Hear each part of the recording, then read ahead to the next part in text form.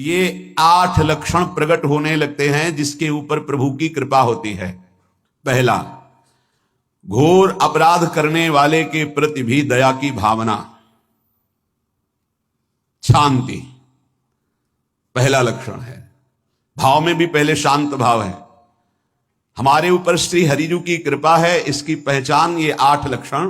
पहला, शांति, अर्थात घोर अपराधी के प्रति भी गुस्सा ना आना, क्षमा करना, यह हरि की कृपा का लक्षण है।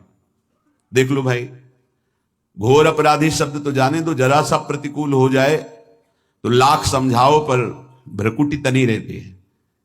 ईर्ष्या, द्वेष, मात्सर्य, द्रोह, ये उपासक के हृदय की विषय नहीं, ये तो गंदे विषयी पुरुषों के हृदय के लक्षण हैं। जहां ईर्ष्या है, मात्सर्य है, द्वेष है, द्रोह है, ये कुमति के लक्षण है, ये सुमति के लक्षण नहीं, ये हरि कृपा पात्र के लक्षण नहीं। आपसे जो अपराध कर रहा है, द्रोह कर रहा है, आपका क्षमा बल ये हरि प्रसाद से होता है। शांति, क्षमा बल, शांति, सह गया, क्या करूं, सहना ही पड़ेगा क्योंकि भगवत मार्ग में वो ऐसा नहीं होता। शांति, बुरा ही नहीं लगा, हरि कृपा पात्र को बुरा ही नहीं लगा। उमा संत कहे यही बड़ाई, मंद करत जो करे भलाई, ये सीधा शांति की व्याख्या है। अपने यहां मंगल गान में करत जे अनुशहन निंदक तिनहु पे अनुग्रह कियो, यह है हरि कृपा, यह है आचार्य कृपा, गुरु कृपा। अपराधी पर भी क्षमा का भाव होना, भला ऐसा है, अपराधी पर भी क्षमा का भाव होना, यह हरि कृपा पात्र में ही होगा, अन्य में नहीं। तो अगर अपने हृदय में ऐसा लगे कि ऐसा नहीं है तो हरिजू से प्रार्थना करनी चाहिए कि कृपा करो, मेरे में सामर्थ्य आवे। दूसरा, अनुसूया, वो किसी भी के प्रति कभी भी कोई दोष दर्शन ही नहीं करेगा। दोष कथन, दोष श्रवण की तो बात जाने दो। अनुसूया, दूसरों के गुणों में दोष ढूंढना, ये नहीं होता हरि कृपा पात्र में, ये नहीं होता। ये सब भजन के नाश करने वाले हैं। जैसे पहला अपराधी पर क्रोध कर देना, तो माया ने भेजा इसीलिए था कि तुम्हारे साथ व्यवहार ऐसा करे कि तुम क्रोध करो, क्रोध करोगे तुम्हारी ऊर्जा शक्ति नष्ट हो जाएगी, अध्यात्म में जो चलने की थी। और कहीं तुमने संकल्प कर लिया तो भजन शक्ति नष्ट हो जाएगी। तो अगर भजन बल है तो गया, जरूर उसको दंड मिलेगा, पक्का मिलेगा, 100% मिलेगा, लेकिन आप खाली हो गए। ना भजन करने की वृत्ति रहेगी और ना भजन रहेगा, दोनों बात। अनुसूया, किसी के सद्गुणों में दोष देखना, गुणों में दोष ढूंढना, यह हरि कृपा पात्र में नहीं होता। ये बहुत मंगलमयी बातें हैं जिससे हमारा भजन मार्ग पुष्ट होता है। तीसरा, वो बाहर से और भीतर से पवित्र रहता है, हरि कृपा पात्र। शौचाचार का ज्ञान होना चाहिए, वस्त्र आपके पवित्र होने चाहिए, ये बाहरी जल रज आदि के द्वारा बाहरी पवित्रता। और निष्कपटता, निश्चलता, सत्य भाव, ये अंदर की पवित्रता है। अगर कपट है, छल है, असत्य है तो हृदय मलिन रहता है। भीतर और बाहर से पवित्र रहना, इसमें खास बात क्या है भीतर और बाहर से पवित्र रहने में? भीतर और बाहर से सदैव पवित्र कौन रह सकता है? तो बोले जो पुंडरीकाक्ष भगवान श्री हरि का, प्रियाजू का स्मरण करता रहता है, वो शवाभ्यंतर शुचि, वो बाह्य और अभ्यंतर दोनों से पावन रहता है।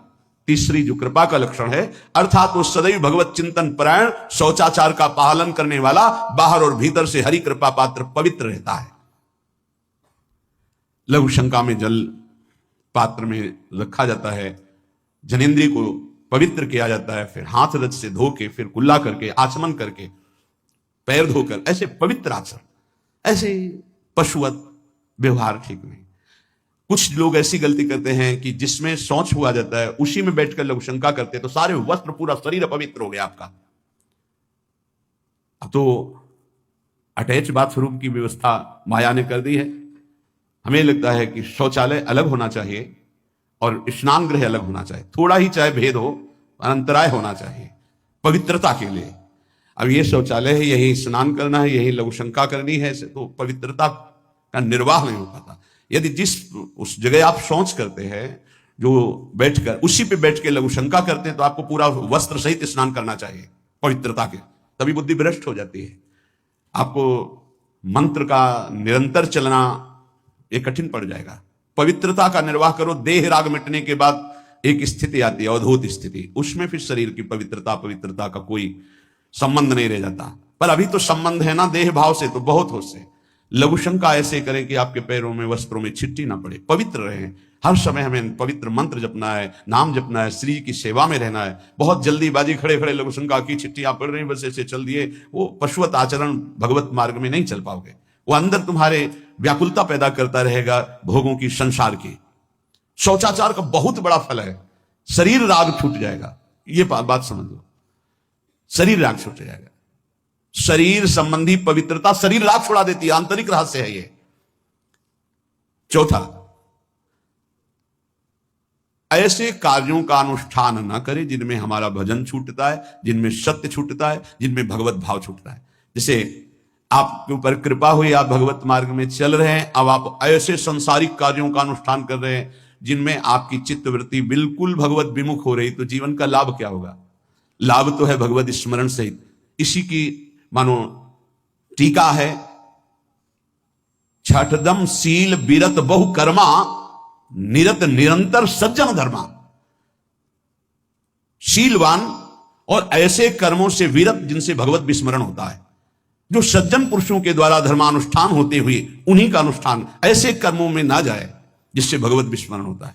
जैसे कल एक ने प्रश्न किया कि मैं खाता तो नहीं लेकिन मांस की दुकान में मांस बेचता हूं, होटल आदमी, क्या उचित है? ये उचित कैसे हो सकता है? तुम और भी तो व्यापार कर सकते हो।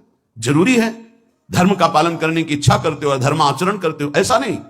तो विरत बहुकर्मा, उन कर्मों से हमें विरत रहना है जो हमारे धर्म के विरुद्ध है, जो भजन के विरुद्ध है। हरि कृपा पात्र ऐसे कर्मों का अनुष्ठान कर ही नहीं सकता। और शारीरिक श्रम इतना जिससे हमारा भजन का तार ना टूटे।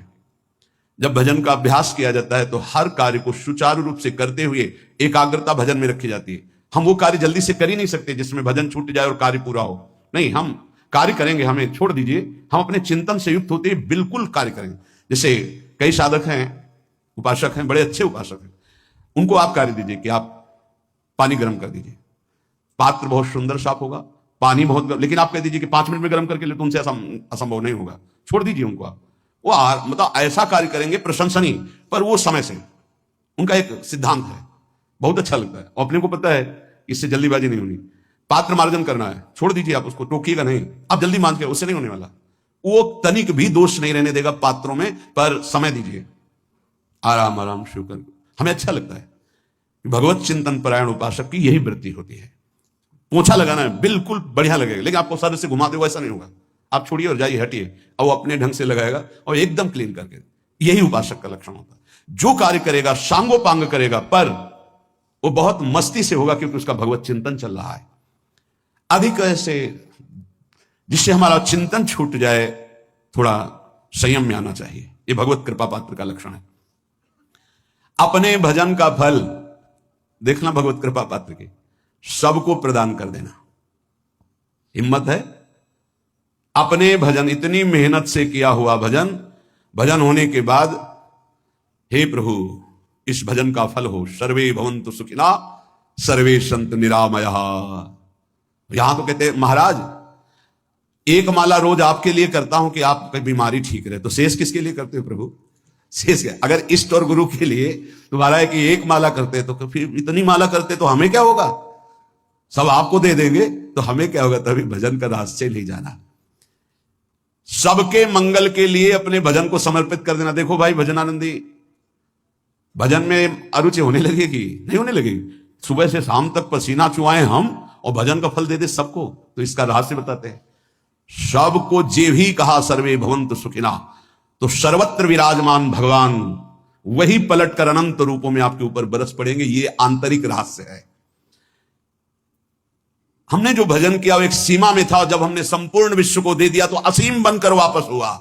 ये भाव न समझ में, अगर ये भाव लगे तो एकदम लगे हम अपना भजन क्यों दे दें सबको।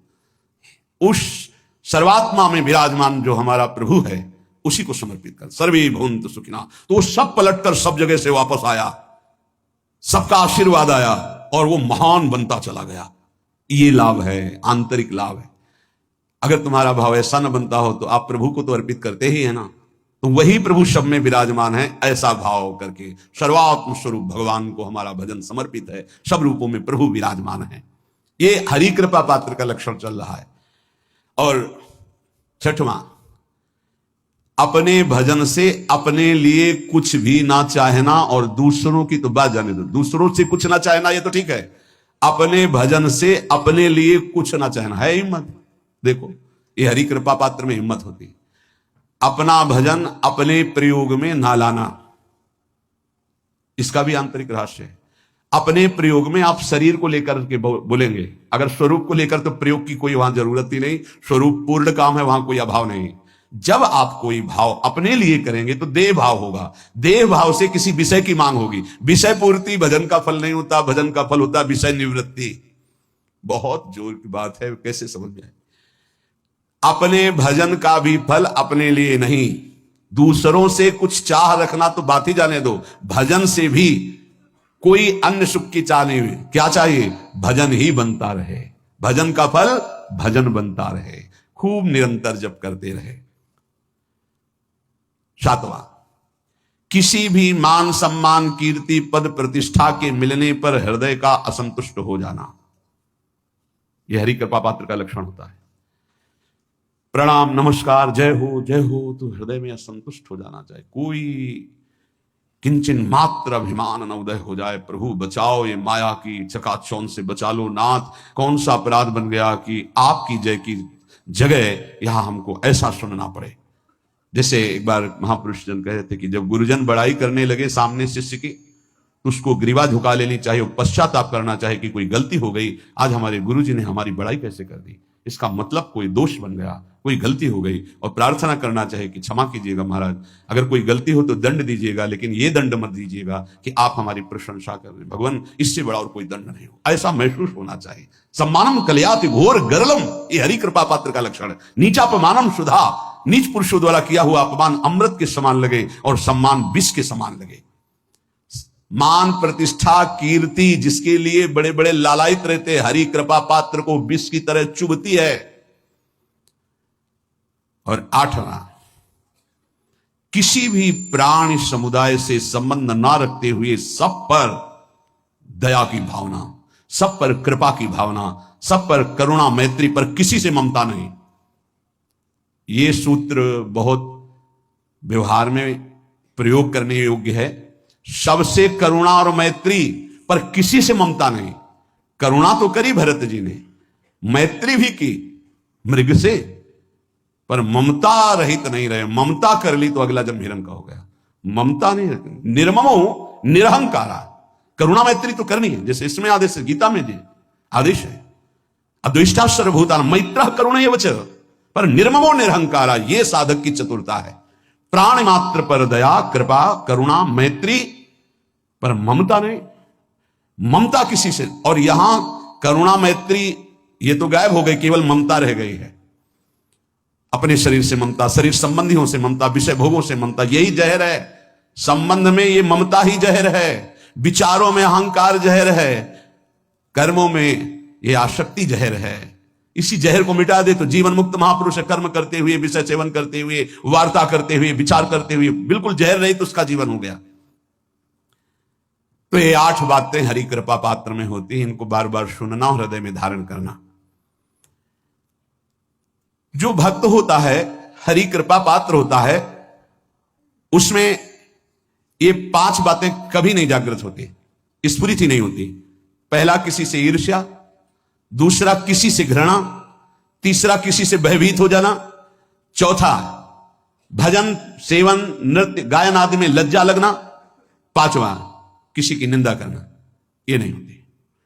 अब जो आगे वर्णन कर रहे हैं उसमें महापुरुषों की पहचान है। सिद्ध महापुरुष 3 प्रकार के होते हैं। एक होते हैं आचार्य कोटि के, सात्विक विचार वाले, एक होते हैं भ्रष्ट आचरण वाले, एक होते पिशाचाचरण वाले, और तीनों सिद्ध हैं। बहुत बड़े महापुरुष पूज्यपाद उड़िया बाबा जी हैं, वही रहस्य का प्रकाश कर सकते थे, अन्यथा बिना ब्रह्मबोध महापुरुष के ऐसा नहीं। तीनों सिद्ध हैं, तीनों भगवत प्राप्त है। सात्विक आचार वाले जो आचार्य कोटि के होते हैं, एक एक अक्षर शास्त्र मर्यादा के अनुसार चलने वाले, जैसा शास्त्र कहता है वैसा उनके आचरण में दिखाई देगा। और वो उससे सिद्ध भगवत प्राप्त महापुरुष हैं, पर उनके आचरण तस्मात् शास्त्रम प्रमाणम थे। दूसरे, भ्रष्टाचार। ऐसों को पहचान पाना बहुत कठिन होगा। भेष मलिन, आचरण मलिन। जैसे आप में कोई पुराना हो तो शायद जान पाएगा, भगवान दास नाम के एक संत इसी चौराहे पे रहते थे। ये जो चौराहा है, कभी नंगे पड़े रहते थे, कभी वो पा रहे उनके साथ कुत्ता पा रहा है, कभी नाली का पानी पी रहे हैं, और भगवत प्राप्त महापुरुष थे। इसकी पहचान स्वयं की। कोई चाय रखने गया, उठा के ईंट मार दी, गाली दे दी, दौड़ पड़े, पकड़ पाए तो 10-5 घूंसे थप्पड़ मार दिए। ऐसा उनका व्यवहार था। भ्रष्टाचार। हलवा कोई रख गया, खिचड़ी रख गया, कुत्ता खा रहा है, उसी के साथ वो खा रहे हैं। कभी गमछा लपेटे, कभी नंगे, सीधे प्रकृति का वार शरीर से सहते थे। बस चौराहे पे ही रहते थे। बहुत अगर गए तो ये राधा टीला है, बस इतना ही उनका था। राधा टीला से इधर, और इधर थोड़ा चढ़ाई जो है जहां पूज्य श्री चंद्रशेखर बाबा जी वास करते, उसके इधर, मतलब चौराहे के बस इतने में ही रहते थे। 12 महीना, 20 साल उनको देखा। तो जब काशी से आए हुए थे तो उनको देखा तो उनकी दृष्टि से लगा कि ये स्थिति प्रज्ञ महापुरुष हैं, पर अपने को छुपाए हुए ऐसी लीला करें। पर उनके कुछ ऐसे आचरण थे जिनसे लगा कि इनकी, हमें लगता है, बुद्धि खराब है क्या, मतलब पागलपन का दौड़ा है क्या। ऐसे राधा रमण जी दर्शन करने गए तो जो पुंडरीक जी हैं इनके बाबा, वो उस समय थे, उनके पुत्र जो पुंडरीक जी के पिताजी, वो उनके सहयोग में, तो करुणा कृपा हुई उनकी। उन्होंने देखा, वो तो बाद में परिचय जाना उनका, हमें पता नहीं, तो बाद में परिचय। वो पीत वस्त्र धारण किए हुए वयोवृद्ध एकदम, डलिया लाए, राधा रमण जी को निकाल करके अपने को प्रसाद मिला। तो सीधे राधा रमण जी की कृपा का अवलोकन करते हैं और परिक्रमा लगाना। एकदम संकल्प बना, कमंडल में 2 कुलिया रखी, ढक्कन से ऐसे ढक के, और बस मन में आया कि अगर वो बाबा हमसे आते हैं, हमारे कमंडल से कुलिया, सत्य, परम सत्य, कुलिया लेते हैं और पाते हैं और फिर रख के चल देते हैं, तो मैं मान जाऊंगा कि प्रभु ये आपके धाम के सिद्ध महापुरुष हैं, आए हुए थे हम काशी से ऐसे। क्योंकि काशी में ऐसी लीलाएं देखी थी बड़े अद्भुत कोटि के महापुरुषों को।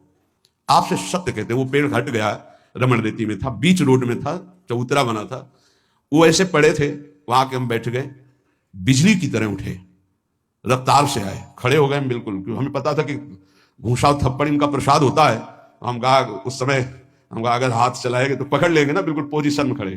तो बंगाली भाषा में कुछ बोले, वैसे गले में हाथ डाला, ढक्कन हटाया, कुलिया निकाली, पाया, कुलिया वहीं रखा, ढक्कन रखा, गए और वहीं लेट गए। सत्य कहते एकदम रोम रोम खड़ा हो गया कि अरे भगवत प्राप्त महापुरुषों को जानना बड़ा कठिन है, कैसे आचरण, भ्रष्ट आचरण से रहते हैं। कभी दिगंबर, कभी गमछा लगा हुआ है, कभी कुत्ते के साथ खा रहे, कभी नाली का पानी पी रहे। पूज्य बाबा कह रहे आचरण मलिन, नाली या पैखाने का भी पानी पीने में उनको कोई भी परेशानी नहीं। गंदे जगह मलिन भाव से पड़े रहना, किंतु वृत्ति हर समय भगवदाकार रहना, भगवदाकार रहना। ये तीसरे, पिशाचाचार, गाली गलौज करना, ईंट पत्थर से मारना, हर मलिन चेष्टा बहुत कठिन है, बहुत कठिन है। ये सब देखने को मिला है भगवत कृपा से तीनों प्रकार के महापुरुषों का। वृंदावन में एक आगंतुक संत आए थे बाहर से, वो रात्रि में हर वृक्ष के नीचे खड़े रहते, पैर सूज गए थे, उनको कभी बैठे और लेटे नहीं देखा, खड़े रहते थे। ये 25 वर्ष के लगभग की बात है। उनको जब देखा तो देखते ही उनकी दृष्टि ऐसी थी ऊर्ध्व, लगा तो भगवत प्राप्त महापुरुष है, 45 वर्ष की अवस्था हो, बस खड़े रहते थे, चरण उनके फट गए थे ऊपर से ऐसे खड़े खड़े। रात्रि में एक दिन हिम्मत की, बोलते नहीं थे वो, अरे लार बह रही है ऐसे गंदे कपड़े, महाराज जी आप कृपा करें। उस समय मदन टेर में कि आप आइए, तो खड़े हो गए। तो आटे के 4 लड्डू हमें मिले हुए थे, तो कहा आप कृपा करके पाइए, पाले। तुमका आपका ये जो बाहरी परिवेश है और आपके जो बाहरी लीलाएं हैं, ये बाहरी लोग तो भले न समझ पाए, पर प्रभु मुझे ऐसा अनुभव होता है आप भगवत प्राप्त महापुरुष हैं। रो पड़े हो, कभी हमने उनको ऐसा नहीं देखा, रो पड़े। और उनका ये हमारे गुरुदेव की कृपा है। उनका कब से वृंदावन आप आए, बोले कुछ दिन हुए। बोले वृंदावन की रच का प्रभाव कितना दिव्य है कि अब जाने का मन नहीं होता है, पर आप अब दोबारा हमसे मिलने की चेष्टा मत कीजिएगा कभी, दूर से देख लीजिएगा, पर आप कभी मिलिएगा नहीं। आप भक्त हैं इसलिए आपसे संभाषण कर लिया। ये तो आपने सुना सुबह की लीला, ईंट चल रही थी उनपे, वो दिगंबर खड़े थे, ईंट मार रहे थे लोग, परिक्रमा वाले लोग उनको ईंट मार रहे थे, कई जगह उनके ईंट लगी, उनको लग रहा था ये पागल है, नहीं पहचाना जा सकता। 3 प्रकार के महापुरुष होते, एक होते सात्विक आचार वाले, बहुत जो शास्त्रीय आज्ञा वैसे ही अक्षरशः आपको दिखाई देंगे, आचार्य कोटि के, पवित्र शरीर, पवित्र वस्त्र, पवित्र आचरण, एकदम आचार्य कोटि। दूसरे एकदम भ्रष्ट आचरण, समझ ही नहीं सकते आप। तीसरे पिशाच की तरह, समझ ही नहीं सकते उनको। अब लाभ होता है केवल पहले वाले से, सात्विक, तस्मात् शास्त्रम प्रमाणम थे, इससे जनता का लाभ होता है। इन 2 से विशेष हानि हो जाती है, क्योंकि इनके आचरण ऐसे होते हैं, साधु अवज्ञा तुरंत भव, बहुत जल्दी विनाश होता है ऐसे महापुरुषों के अपमान से। सात्विक महापुरुषों के नहीं, अगर उनसे अपमान भी हो जाएगा तो क्षमा करेंगे वो सब। इनको न क्षमा से मतलब है, न पिटाई से मतलब है, इनकी दैवी शक्ति तुम्हारा नाश कर देगी। ऐसे से बहुत, क्योंकि इनको समझ में नहीं आएगा ना। काशी में भी देखा कुल्हड़ चल रहे हैं सब, और ब्रह्माकार वृत्ति है, लोग समझ नहीं पा रहे हैं, चाहे कि कुल्हड़ जमाए मार रहे हैं उनके ऊपर ऐसे किया, बिल्कुल जो चर्म है प्रकृति को सहते सहते भैंसे का जैसे हो गया मोटा एकदम, और उनके ऊपर मार पड़ रही है, वो मुस्कुरा रहे हैं, चल रहे हैं। उनका गजब हो गया, ब्रह्माकार स्थिति महापुरुष के सामने, ऐसे कुछ समझ ही नहीं पाता। तो कह रहे हैं ऐसे भक्तों से प्रायः सबकी हानि हो जाती है, क्योंकि समझ पाते नहीं कि स्थिति क्या है, और जब उनका अपमान करते हैं, उनको मारते हैं, पीटते हैं, उनका सर्वनाश हो जाता है। वो करते नहीं है, उनका प्रभाव कर देता है, पर सात्विक महापुरुषों से किसी का मंगल नहीं होता। इसलिए समाज का परम मंगल शास्त्र के द्वारा आचरण किए हुए जो सिद्ध महापुरुष हैं उनसे होता है। ये 2 प्रकार के महापुरुष जो होते हैं, कई तरह से हानि हो जाती है, आप समझ ही नहीं पाएंगे, आप अपमान कर देंगे, अनिष्ट हो जाएगा आपका, क्योंकि यहां ना क्षमा है ना दंड है, दैवी शक्तियां उनकी सुरक्षा में लगी हुई, वो सर्वनाश कर देंगी। इसलिए बाबा परिचय बता रहे हैं कि अगर तो इनको पागल ना समझा जाए। ये प्रायः, जैसे एक बार बताया था कि हरगोविंद जी के पांडाल में रास हो रहा था, एक दिगंबर महापुरुष आए और वो ऐसे खड़े थे पीछे से, चूंकि आरती करने के बाद पीछे लाला वल्लभ जी की गए तो पीछे ही खड़े होना था, तो बिल्कुल पास बूट पहने हुए मारा लात पीछे से, वो मुभरा गिर गए, आराम से खड़े हुए, रास को ऐसे नेत्रों से हल्का सा और बस फिर चल दिए। वो पीछे 10 बार लात मारता गया, वो मुड़ के नहीं देखा किसने मारा, पीछे पीछे हम 10 कदम चले। वह गजब हो गया, ऐसी स्थिति इस महापुरुष की। और ये बावरा जान नहीं रहा कि अपना सर्वनाश कर दिया हमने, और वो गजेंद्र की तरह मतवाले ऐसे फोगला की तरफ चल के नहीं। कैसे समझोगे महापुरुषों को? बाहरी व्यवहार। अभी 10-12 वर्ष की बात है, यमुना के पार ऐसे खो करके रहते थे दिगंबर एक महात्मा, अब है कि नहीं मुझे पता नहीं, पहले यमुना किनारे जाते थे बैठने, तो बस वो चीखते थे, राजकुमारी राजकुमार, राजकुमारी राजकुमार, यमुना पार से राजकुमारी राजकुमार। और ऐसे घास नोच नोच के जैसे गाय खाती है ऐसे खाते थे घास, और चिल्लाते क्या थे, राजकुमारी राजकुमार। किसको? प्रिया प्रीतम, राजधानी है ना, तो ऐसे वृंदावन की तरफ खड़े होते ऐसे कहते राजकुमारी राजकुमार। कैसे कोई महापुरुषों को जाने। भगवान कृपा करें कि किसी भी महापुरुष का कभी कोई अनिष्ट हमारे द्वारा ना हो, कहीं कोई अमंगल बर्ताव ना हो जाए। इसलिए परिचय बताया कि आप सोच सकते हैं कि ऐसे भला महापुरुष हो सकते हैं। हाँ पक्का, 3 प्रकार के महापुरुषों के दर्शन हुए।